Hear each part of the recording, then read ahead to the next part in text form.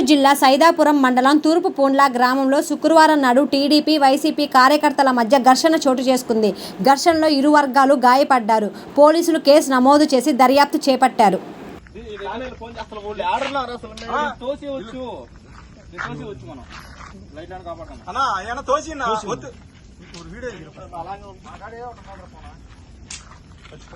Phone చేయాలి చెప్పు.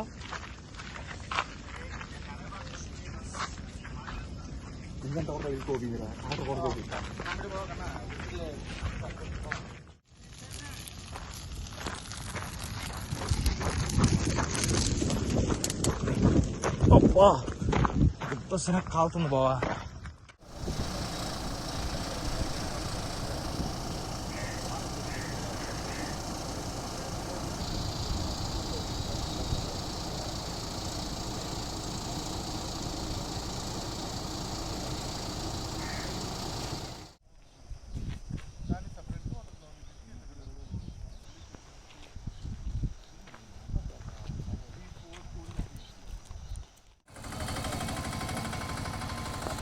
Insurance ఉంటుంది.